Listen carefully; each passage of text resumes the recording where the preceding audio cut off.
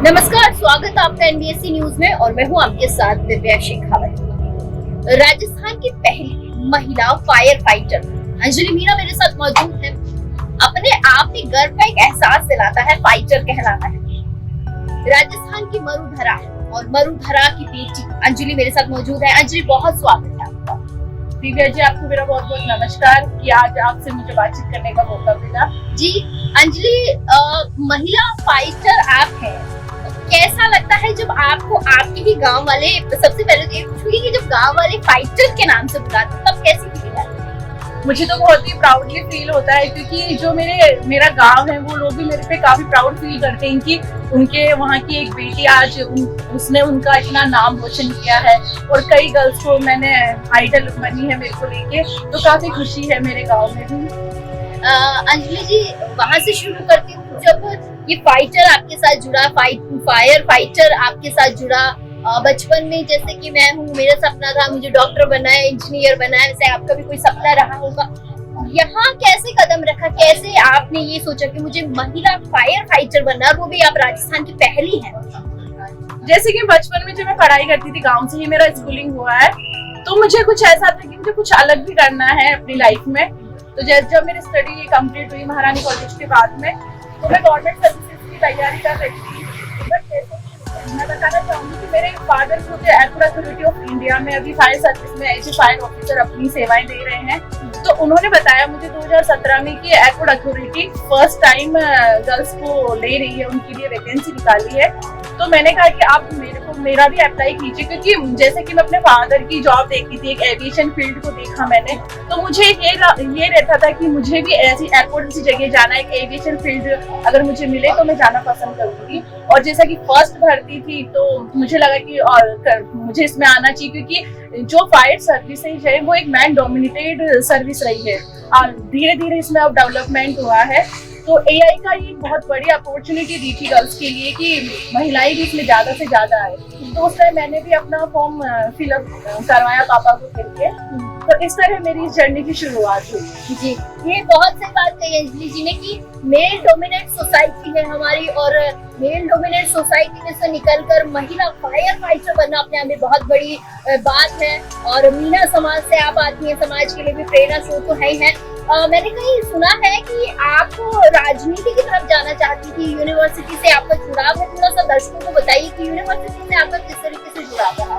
दिव्या जी को बताना चाहूंगी कि 2012-13 में मैं राजस्थान विश्वविद्यालय महारानी कॉलेज की प्रेसिडेंट बनी। देन उसके बाद मेरा पॉलिटिकल करियर में मैं काफी एक्टिव भी रही, पर जैसे मैं स्टडी भी इम्पोर्टेंट थी, क्योंकि एक स्टूडेंट लाइफ के साथ साथ पॉलिटिकल करियर के साथ साथ मेरा स्टडी भी कंप्लीट करना जरूरी था। तो स्टडी करते करते 2017 में मेरा दिल्ली गवर्नमेंट में as a second grade teacher की सिलेक्शन हुआ, बट मैंने वो ज्वाइन नहीं करा। मैं स्टडी भी करती रही अपनी।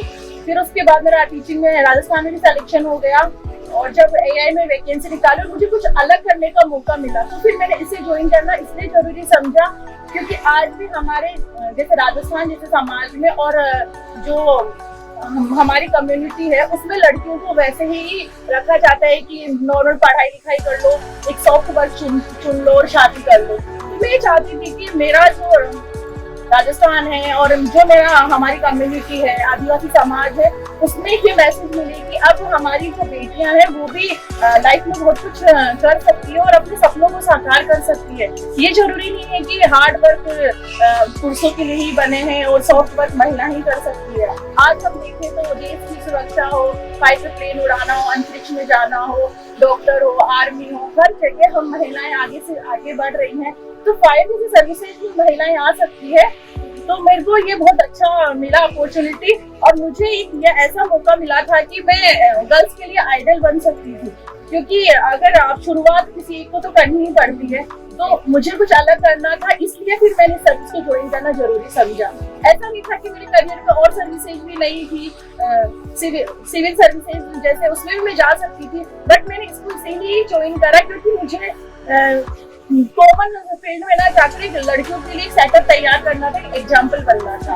और जैसे ही मैंने जब ये ट्रेनिंग करी, FSTC कोलकाता से हमारा फायर का ट्रेनिंग हुआ, उसके बाद में जैसे बेंगलुरु एयरपोर्ट है, वहाँ से 14 लड़कियों ने ट्रेनिंग करी और आज एशिया का सबसे बड़ा, मतलब जो एशिया का जो यहाँ पर भारत में देखा जाए तो सबसे बड़ा एयरपोर्ट यही है कि एक लड़कियों की पूरी जो टुकड़ी होती है वो वहाँ पर अपनी सेवाएं दे रही है। तो ये एक बहुत ही बड़ी उपलब्धि है हमारी सिविल एविएशन एयरपोर्ट अथॉरिटी के लिए।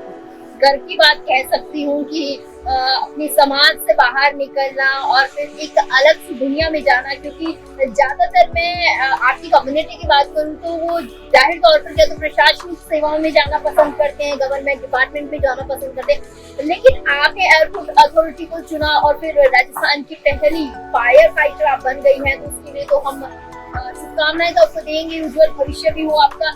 उस दिन की बात करती हूँ जब आपका रिजल्ट आया, पिताजी के कहने पर आपने फॉर्म भरा, एग्जाम भी क्रैक कर लिया, जिस दिन आप सेलेक्ट हुई वो खुशी कैसी थी घर वालों? जब मेरा रिजल्ट आया तो मैंने देखा कि हाँ मैं सेलेक्टेड हो गई, तो हर कोई चाहता है कि उसका सिलेक्शन हो जाए और मैं भी चाहती। इसके लिए मैंने काफी फिजिकल एक्टिविटीज भी करी थी, एग्जाम भी दिया, तो स्टडी वगैरह मेहनत तो मैंने की थी सर्विस में जाने के लिए, अपना 100% दिया। और जब मेरा जो सपना साकार हुआ, जब मैंने एग्जाम क्रैक किया, उस टाइम मुझे ये नहीं पता था कि मैं अकेली लड़की ही सेलेक्टेड हुई हूँ। हमारा 83 का बैच बना था। जब मुझे पता चला कि ओनली मुझे ही service, I am only single girl in this service, तो मुझे एकदम प्राउडली बहुत फील हुआ। मतलब एक खुशी नहीं थी, मैं बता नहीं सकती। मैं खुशी के आंखों में आंसू जी थे और घर वाले भी मतलब सरप्राइज थे कि मतलब हमारी बेटी ही पहली बार सेलेक्टेड हुई है। और पापा तो जो खुद इस फील्ड में है तो वो तो इतना प्राउडली फील कर रहे थे कि वो अपना खुद का जो उन्होंने जो चीजें बिताई थी वो अपना सपना मेरे अंदर देख रहे थे। जब से बात है, पिता के लिए तो गर्व की बात होती ही है, चाहे पिता बेटी चाहे किसी भी फील्ड में जाए, कोई भी काम करे तो पिता के लिए तो वो गर्व का पल होता ही। और जाहिर सी बात है आप पहली महिला फायर फाइटर बन गई, वो तो गर्व की बात होगी। हाँ, काफी खुशनुमा घर का माहौल हुआ। फिर उसके बाद जैसे पापा ने भी मुझे मोटिवेट किया, मेरा टीचिंग का भी जॉब आया हुआ था राजस्थान का, तो कुछ लोगों ने बोला कि नहीं टीचिंग का ही करवाना है, पर मम्मी डैडी ने डिसाइड करा कि नहीं हमको यही सर्विस करवानी है, जिससे कि ना आगे ये बढ़ सके और कुछ अलग कर सके। क्योंकि और सर्विसेज में लड़कियां सब जगह मिल जाएगी, पर अगर कुछ भगवान ने कुछ सोच समझ के अगर अकेली का सिलेक्शन किया तो कोई रीजन नहीं होगा। रीजन होगा, बिल्कुल जाहिर सी बात है, रीजन तो है ही। मैं जब अक्सर पढ़ती हूँ कि फलानी महिला पहली महिला ये बनी, तो जब मैं इनके बारे में पढ़ रही तो मुझे खुद को भी गर्व महसूस हो रहा था कि हमारे राजस्थान में एक महिला, पहली महिला फायर फाइटर थी। उसको पढ़ने का गर्व जितना मुझे हो रहा था उतना इनको भी है। माता जी का कैसा सपोर्ट रहा है घर में, उन्होंने कैसे सपोर्ट किया आपको? कभी ऐसा नहीं हुआ कि नहीं पिताजी स्कूल में तो आप दूसरी कोई फील्ड चूज करो? नहीं, मेरे जो पेरेंट्स हैं वो काफी मतलब काफी ओपन माइंडेड है। तो उनका ये था, मम्मी हमारा जैसे फार्मिंग का भी रहा है घर पे, ऐसा नहीं कि हम फार्मिंग वगैरह नहीं होता, वो भी होता है, पूरा गाँव का हमारा कल्चर है। बट जो मम्मी पापा है, मम्मी का भी यही कहना था कि हमारे जो बेटी है, मैं चाहती हूँ कि जो चीजें मेरा जो बचपन मैंने जिया है, मैं नहीं चाहती कि मेरी बेटी भी वो बचपन जिए और आगे लाइफ में कुछ तरह रहे। जो चीजें मैंने देखी मैं चाहती थी उसको वो फेस ना करना पड़े, क्योंकि उन्होंने काफी स्ट्रगल करा है, पेरेंट्स ने हमें पढ़ाया, सब कुछ सेटअप तैयार करा। तो मम्मी का यही था कि हम ज्यादा मैं पढ़ाई करूँ अपना, वो मेरे को घर के काम भी नहीं करवाती थी। वो ये कहती थी कि जिस दिन जब तू सक्सेस हो जाएगी तो उसी दिन मुझे लगेगा कि हाँ मेरा पूरी मेहनत सक्सेस हो गई। तो जो सबसे ज्यादा रोल रहा है मेरा, जैसे फिजिकल एक्टिविटीज की तैयारी करना, जैसे हमारा रनिंग था, वेट लिफ्टिंग था, रोप क्लाइंबिंग वगैरह एक्टिविटीज थी, तो मेरी मम्मी खुद मेरे साथ है, जो हमारा ग्राउंड था वहाँ मेरे साथ जाती थी और वो मुझे मोटिवेट करती थी। वो ये कहती थी कि तू, जब मैं जैसे डीमोटिवेट हो जाती थी, मुझसे नहीं हो पाता था कभी कभी, तो मम्मी यही कहती थी कि तू परेशान मत हो, आगे बढ़, पीछे मत जा, तू थोड़ा करके ही तो पूरा होता है। वो उस धीरे धीरे जो मम्मी का मोटिवेशन मिला तो सारी चीजें हो गई। और जो सबसे ज्यादा तो मम्मी पापा ने तो सपोर्ट करा कि अगर पापा घर वाले मना करते तो मैं यहाँ तक तो नहीं पहुँच पाती। बट जो मेरी पेरेंट्स हैं और मेरी जॉइंट फैमिली है, सब ने ही मुझे मोटिवेट किया इस सर्विस के लिए। माँ का तो फिर देखिए सपोर्ट होता ही है हर तो मम्मी का जो सबसे ज्यादा रोल है, तो मम्मी तो बहुत इम्पोर्टेंट है। जी बिल्कुल। जिस तरीके से ये अपनी मम्मी का जिक्र कर रही है, मैं भी थोड़ा सा जिक्र करना चाहूंगी कि मैं मीडिया फील्ड में 5-6 साल से हूँ। मेरी मम्मी हमेशा मुझे सपोर्ट करती हैं कि नहीं तुम्हें जाना चाहिए, आगे बढ़ना चाहिए। कौन क्या सोचता है उससे उससे हमें कोई फर्क नहीं पड़ता है। तुम जो कर रही हो वो बेस्ट है, हालांकि तुमने जो चूज किया हुआ अपनी जो बेस्ट है, तो मेरी माता जी भी मुझे बहुत सपोर्ट करती है, तो मैं भी अपनी मम्मी को थैंक्स तो बिल्कुल बोलना चाहूंगी, क्योंकि उन्होंने हमेशा मुझे सपोर्ट किया है। राजनीति की थोड़ी सी बात कर लूं, आपने एज एन अध्यक्ष चुनाव लड़ा, जीती भी है, कभी ऐसा नहीं लगा कि मुझे वापस राजनीति की तरफ रुख करना चाहिए या राजनीति में मुझे वापस एक बार जाना चाहिए, हाँ आज मालूम क्या पता क्या बड़ी नेता बन जाऊं, मंत्री बन जाऊं, कभी नहीं लगा ऐसा कुछ नहीं लगता। बट ये है कि अभी मैं सर्विस में हूँ, तो मुझे अभी मेरा एक करियर का एक ग्रोथिंग का टाइम है, तो मुझे ये सर्विस भी अच्छी है। आगे अगर फ्यूचर में मुझे मौका मिलेगा तो मैं जब मैं अच्छे से सेटल हो जाऊंगी और मुझे मौका मिला तो मैं जाना, अगर मुझे अपॉर्चुनिटी मिलती है तो मैं जाऊंगी। ऐसा नहीं है कि हाँ नहीं जाना, बिल्कुल वो मतलब नो शब्द होता है वो नहीं है। अगर सपोर्टिव रहा सब कुछ तो मैं जरूर जाना चाहूंगी। बिल्कुल, उसके लिए भी अग्रिम शुभकामनाएं हमारी तरफ से। तो अंजलि जी, मैं ये जानना चाहूंगी कि अक्सर ऐसा भी परिवार होता है, ऐसे भी घर होते हैं जो इंसान अपनी बच्चियों को, बेटियों को आगे पढ़ने नहीं देते हैं। इवन हमारे राजस्थान में बहुत होता है, हर कम्युनिटी में होता है, ऐसा नहीं कोई स्पेशल कम्युनिटी की मैं बात करूँ, बहुत सारे लोग आज भी है, पढ़े लिखे हैं, समाज बदल रहा है, दौर बदल रहा है, सब कुछ बदल रहा है, लेकिन आज भी कहीं ना कहीं लड़कियों को पीछे रखा जाता है, पीछे धकेला जाता, पढ़ने के लिए आगे नहीं भेजा जाता। उसको कैसे देखती हैं? ये तो जो आप बात बोली तो बिल्कुल ही सही बात है। आज भी हम देखते हैं कि हम तो एक राजधानी क्षेत्र में है, इससे थोड़ा डेवलप है। जैसे आप उदयपुर, डूंगरपुर, बैकवर्ड इलाकों में जाके देखोगी तो आज भी हमारे बहन बेटियों की वही हालात है, उनकी कम उम्र में शादी कर दी जाती है, पढ़ाई लिखाई नहीं की जाती। जैसे हम कई गाँव में भी जाके देखते हैं तो महिलाओं को सिर्फ घर के अंदर चार दीवारी में बस रोटी सब्जी बनाओ और काम कर लो, उसी में समझा जाता है। तो अभी भी हम ये कहते हैं कि हमारा देश विकास कर रहा है, बट मुझे नहीं लगता जब तक एक महिलाओं के विकास के लिए काम नहीं किए जाएंगे, उनको उनके अधिकारों के लिए अवेयर नहीं किया जाएगा और बेटियां और महिलाएं खुद अपने हक के लिए नहीं तैयार होगी, तब तक हमारा देश है ना तरक्की नहीं कर सकता। जैसे कहते हैं ना कि पक्षी दो पंखों से उड़ान भरता है, तो हमारे देश के भी दो ही पंख है, महिला और पुरुष। अगर हम एक पंख को भी पीछे छोड़ते हैं तो हमारा देश कैसे उड़ेगा? तो यही है कि हमारी जो बहन बेटियां हैं आज भी, जैसे हम जो शिक्षित हैं, सिटी में हैं, अच्छे शहरों में रह रही हैं, वो गर्ल्स तो फिर भी आज हमारे राइट्स को लेके काफी अवेयर है। बट गाँव में या बैकवर्ड इलाकों में जाते हो, आप आदिवासी समाजों में जाते हो तो वही हालात है और काफी स्ट्रगलिंग पीरियड से महिलाएं गुजर रही है वहाँ पर। और बेटियों के भी यही हालात है, वो पढ़ना भी चाहती है, निकलना चाहती है, पर उनको जागरूक करने की वो कार्यक्रम, वो चीजें कुछ हो ही नहीं पा रही है।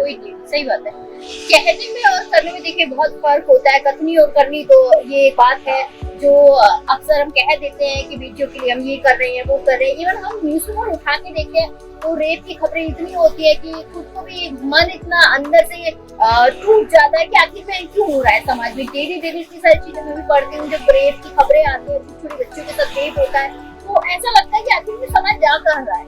क्योंकि हमारे तो शुरू से ही है, परिवारों में बेटियों को ये सिखाया जाता है कि आप बेटी हो, ये आपको ये काम नहीं करना, आपको इस तरह से रहना है। बेटों को एक आजादी दी जाती है अपने आप को संभालने की, और बेटियों के लिए भी जब घर से निकलेगी तो आपका भाई आपको लेके जाएगा, फादर है वो लेके जाएंगे, तो जैसे कॉलेज भी जा रही तो छोड़ने जाएंगे, स्कूल भी जा रही, तो आपने उसके अंदर शुरू से ही वो डर पैदा कर दिया है। अगर वो डर आप निकाल देते, जैसे बेटे को हम फ्री हैंड छोड़ देते हैं, तो वो पूरा खुद का जिम्मेदारियां आ जाती तो खुद सारे काम करने लग जाते हैं। तो अगर आप बेटी को उतना ही स्ट्रॉन्ग बना दो, एक अपन कहते हैं ना कि लड़का और लड़की में कोई भेदभाव नहीं करना चाहिए, इक्वल है, बट मुझे नहीं लगता कि वो इक्वलिटी अभी भी हो पाई है। और ये जो सोच परिवार से ही चेंज होगी तो ही हमारे देश में, हमारे समाज में बदलेगी। क्योंकि और जो बदलाव है बहुत ज्यादा जरूरी है, क्योंकि सबसे जो बदलाव की जो सीढ़ी बनेगा वो सबसे पहले परिवार ही बनेगा।